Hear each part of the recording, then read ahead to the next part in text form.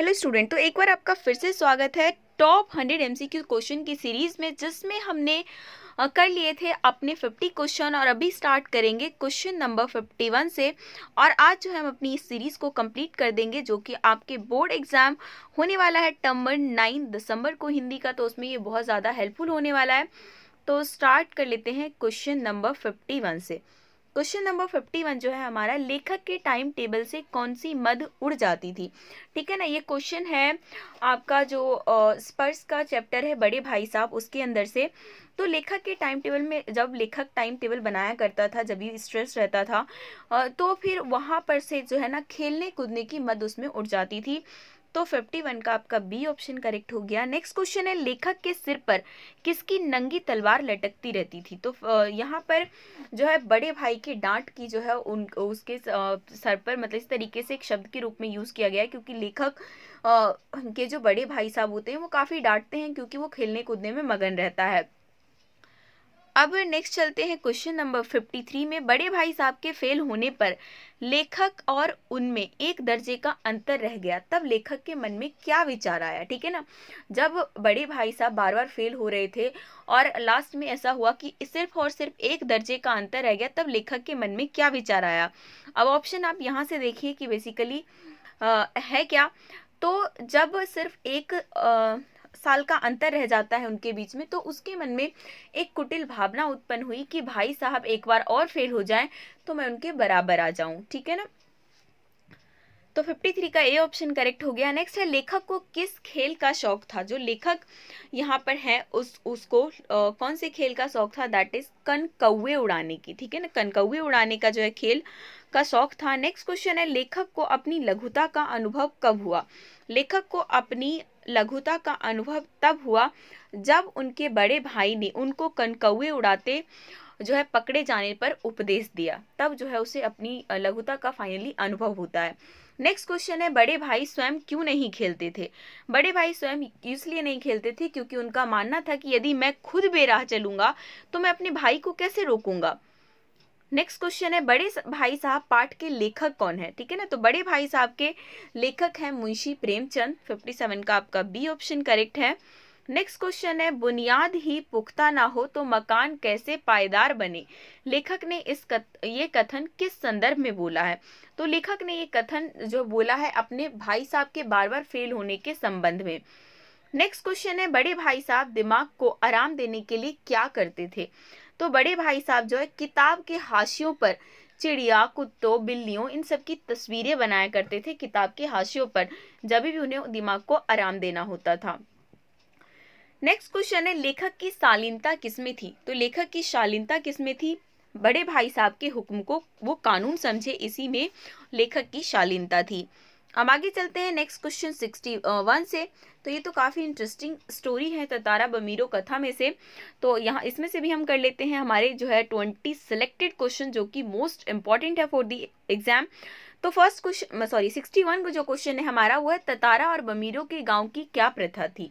तो ततारा और बमीरो के गांव की ये प्रथा थी कि वर और वधू एक ही गांव के होने चाहिए। तो 61 का आपका ए ऑप्शन करेक्ट हो गया। नेक्स्ट है, ततारा और बमीरो की कथा कहाँ सुनाई जाती है। तो ततारा और बमीरो, इसकी कथा अंडमान निकोबार के हर घर में सुनाई जाती है। नेक्स्ट क्वेश्चन है, निकोबार के लोग ततारा को क्यों पसंद करते थे। तो निकोबार के जो लोग हैं ततारा को इसलिए पसंद करते थे क्योंकि वो सदैव दूसरों की सहायता करता था। ओके, नेक्स्ट क्वेश्चन है, ततारा को देखकर बमीरो की हालत कैसी हो गई। तो ततारा को जब बमीरो ने देखा तो वो उसे देखकर रोने लगी। 64 का आपका बी ऑप्शन करेक्ट है। नेक्स्ट क्वेश्चन है, बामीरो अपना गाना क्यों भूल गई। तो बामीरो जो है अपना गाना क्यों भूल गई, समुद्र में ऊंची उठी लहरों के कारण। नेक्स्ट है, बामीरो ने ततारा को भूल जाना ही श्रेयस्कर क्यों समझा। क्योंकि वहां की परंपरा के अनुसार किसी दूसरे गांव के युवक के साथ बामीरो का विवाह नहीं हो सकता था, जिस वजह से उसने ये सोचा कि जो है भूल जाना ही सबसे श्रेष्ठ होगा। तो 66 का आपका डी ऑप्शन हो गया करेक्ट। नेक्स्ट क्वेश्चन है, बामीरो के गांव में किस पर्व का आयोजन किया गया। तो बामीरो के गांव में पशु पर्व का आयोजन किया गया। तो 67 का आपका बी ऑप्शन करेक्ट है। नेक्स्ट क्वेश्चन है, ततारा कमर पे क्या बांधता था। तो ततारा जो है कमर पे लकड़ी की तलवार बांधा करता था।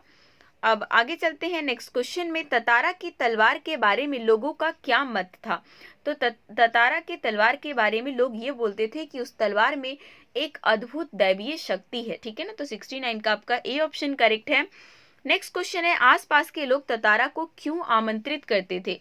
आसपास के लोग ततारा को इसलिए आमंत्रित करते थे क्योंकि उसका स्वभाव बहुत ही आत्मीय से भरा हुआ था। बहुत ही आत्मीय स्वभाव होने के कारण आसपास के लोग जो है ततारा को इनवाइट किया करते थे। नेक्स्ट है, वामीरों की त्यागमयी मृत्यु से क्या परिवर्तन हुआ? वामीरों की जब त्यागमयी मृत्यु से ये होने लग गया कि अब निकोबार के लोग दूसरे गांव में भी वैवाहिक संबंध बनाने लग गए। नेक्स्ट क्वेश्चन है, ततारा बमीरो कथा के लेखक कौन है? तो ततारा बमीरो जो स्टोरी है इसके लेखक का नाम आपको याद रखना है, श्री लीलाधर मंडलोई, ठीक है। 72 का आपका ए ऑप्शन करेक्ट है। नेक्स्ट क्वेश्चन है, ततारा ने गीत बंद होने पर बमीरों से क्या प्रश्न किया?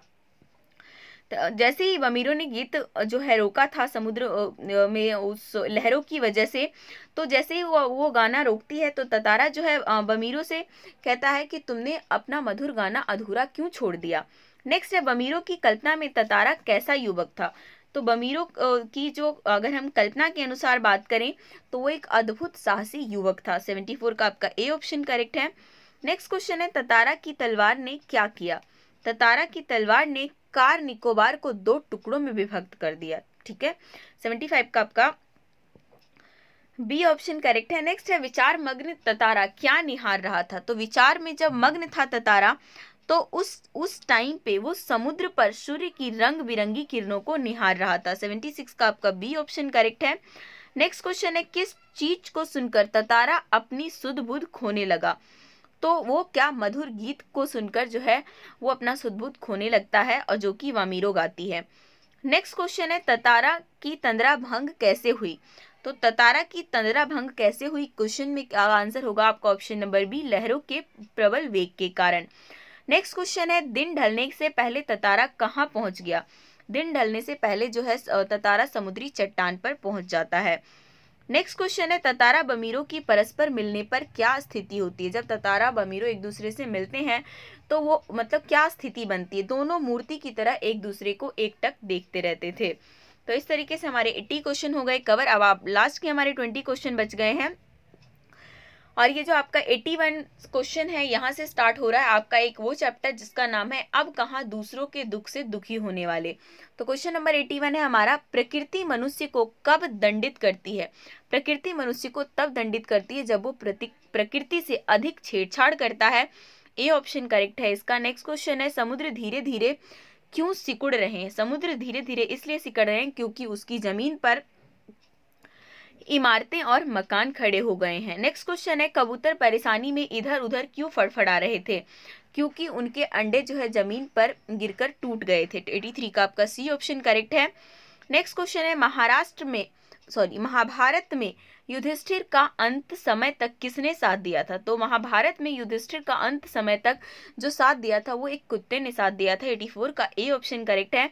कौन सा धर्म कुत्ते को गंदा समझता है? तो वो कौन सा धर्म है? इस्लाम धर्म।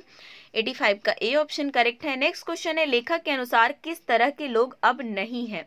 तो लेखक के अनुसार दूसरों के दुख में दुखी होने वाले लोग अब नहीं हैं।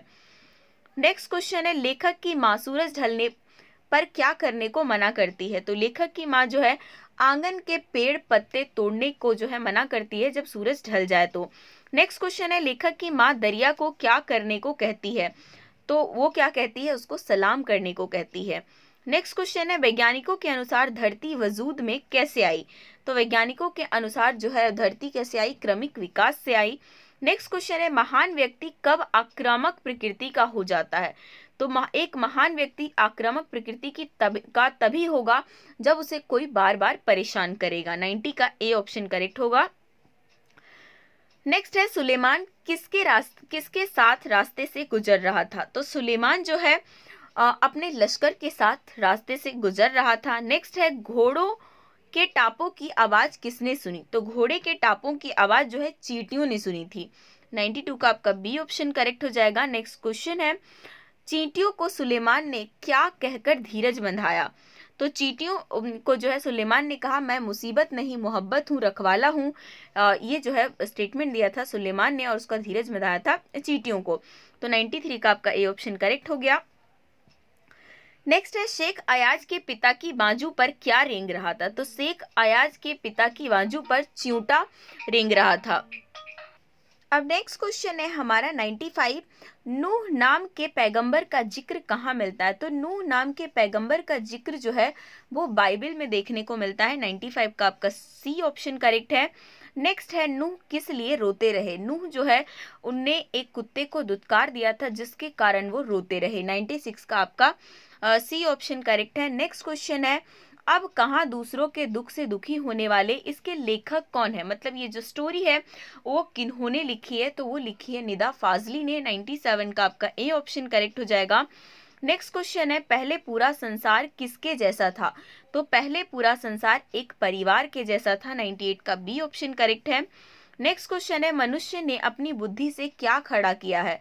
तो मनुष्य ने अपनी बुद्धि से भेदभाव और ऊंची दीवारों को खड़ा किया है। 99 का सी ऑप्शन करेक्ट है। और अब आपका लास्ट क्वेश्चन है प्रकृति में आए असंतुलन के क्या परिणाम है? तो प्रकृति में जितना भी असंतुलन देखने को मिल रहा है तो उसकी वजह से गर्मी में अधिक गर्मी और असमय बारिश दोनों चीजें जो है देखने को मिलती हैं। तो 100 क्वेश्चन का आपका सी ऑप्शन करेक्ट हो गया। इसी के साथ हमारी 100 क्वेश्चन की सीरीज कंप्लीट होती है। फर्स्ट पार्ट अगर गलती से आपने नहीं देखा है तो उसको भी आपको मैं डिस्क्रिप्शन में लिंक दे दूंगी, वहां से आप देख सकते हैं। बाकी आप अपने एग्जाम की प्रिपरेशन करते रहिए, चैनल के साथ जुड़े रहिए, वीडियो को लाइक करिए, अपने दोस्तों के साथ भी जरूर शेयर कीजिए।